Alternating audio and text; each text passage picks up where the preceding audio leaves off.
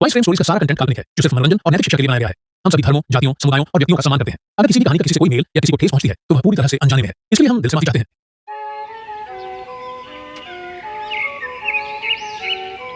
बहुत दूर घने जंगलों के बीच एक ऐसी जगह थी जहां इंसान कभी नहीं पहुंच पाए थे। इस जगह का नाम था संजीवनी वन। ये कोई आम जंगल नहीं था। यहाँ के जानवर बोल सकते थे और इंसानों जैसी समझ रखते थे। वे स्कूल जाते थे, किताबें पढ़ते थे, अपने शहर बनाते थे और अपने बनाए हुए नियमों के अनुसार रहते थे। इस जंगल का राजा था शेर विक्रम सिंह। वह बहादुर, समझदार और इंसाफ पसंद था। उसके 4 खास सलाहकार थे। हाथी ज्ञानेश, जो बहुत पढ़ा लिखा और समझदार था। उल्लू बुद्धिराज, जो दूर की सोच और योजनाओं में माहिर था। बंदर चतुरलाल, जो चालाक और तरकीबें बनाने में माहिर था। कछुआ धैर्यपाल, जो शांत और सोच समझकर फैसला करने वाला था। राजा का एक बेटा था अर्जुन, जो एक जवान शेर था।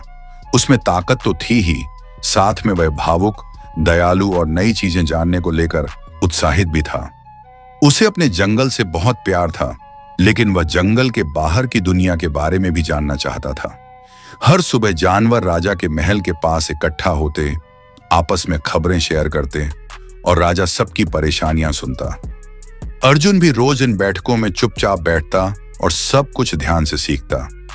एक दिन उल्लू बुद्धिराज ने बताया कि जंगल की सीमा पर कुछ अनजान जानवर दिखाई दिए हैं। वे अजीब कपड़े पहनते थे, उनके पास चमकदार धातु की चीजें थीं और वे अजनबी भाषा में बात कर रहे थे।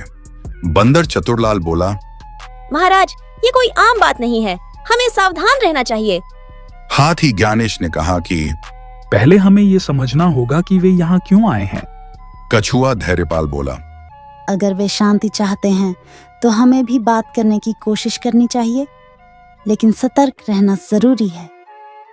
राजा ने सोचा और अर्जुन से पूछा, क्या तुम पता लगा सकते हो कि ये कौन है? अर्जुन ने गर्व से कहा, जरूर पिताजी, मैं न सिर्फ सच्चाई जानूंगा बल्कि हमारे जंगल की रक्षा भी करूंगा। राजा ने अर्जुन के साथ एक छोटी सी टीम भेजी।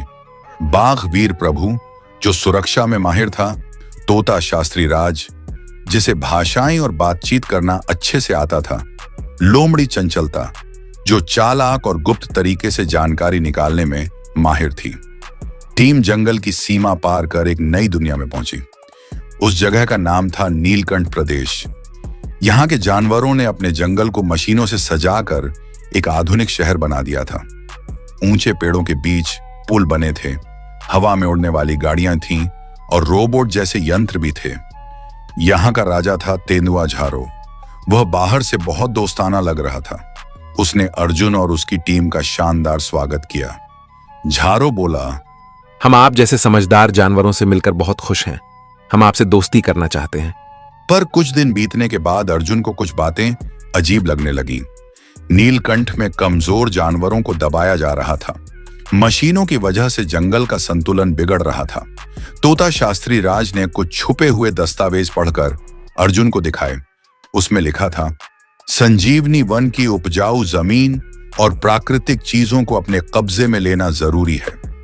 अब अर्जुन समझ गया कि झारो की मंशा दोस्ती नहीं बल्कि कब्जा करने की है। एक रात झारो के सिपाहियों ने अर्जुन और उसकी टीम को पकड़ लिया। झारो ने कहा, अब संजीवनी वन हमारा होगा। तुम लोग हमारे बंदी हो। तुम्हारे राजा को हमारी बात माननी पड़ेगी। पर लोमड़ी चंचलता ने अपनी समझदारी से सिपाहियों को चकमा दिया और तोते को जंगल में खबर देने भेजा। कुछ ही दिनों में संजीवनी वन की सेना राजा विक्रम सिंह के साथ नीलकंठ की सीमा पर पहुंच गई। एक जबरदस्त लड़ाई हुई। दोनों ओर से जानवर बहादुरी से लड़े।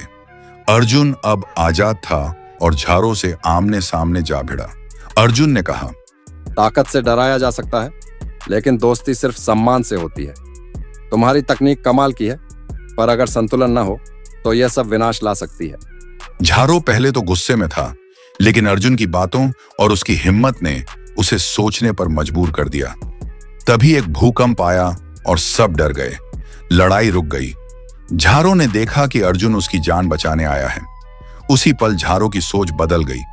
उसने युद्ध खत्म करने की घोषणा की और अर्जुन से हाथ मिला लिया। अब संजीवनी वन और नीलकंठ साथ मिलकर काम करने लगे। दोनों जगहों के जानवर मिलकर फैसले लेने के लिए एक महासभा बनाने लगे। अर्जुन को दोनों जगहों का युवा नेता चुना गया।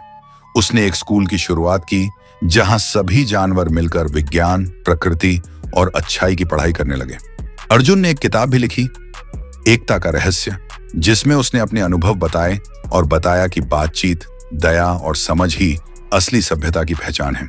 धीरे धीरे संजीवनी वन और नीलकंठ दोनों मिलकर एक मिसाल बन गए कि तकनीक और प्रकृति का सही संतुलन केवल समझदारी और सहयोग से ही संभव है। इस कहानी का मोरल है, सच्चा नेता तलवार से नहीं अपने विचारों से बनता है, ताकत से नहीं सहानुभूति से दिल जीते जाते हैं। जब हम विरोधियों को दुश्मन नहीं भविष्य के दोस्त समझते हैं, तभी असली शांति आती है। अगर आपको यह कहानी पसंद आई हो तो लाइक, शेयर और सब्सक्राइब जरूर कर दीजिए। आपका ऐसा करने से मुझे मोटिवेशन मिलेगी ताकि आपके लिए और स्टोरी लेकर आऊं मैं।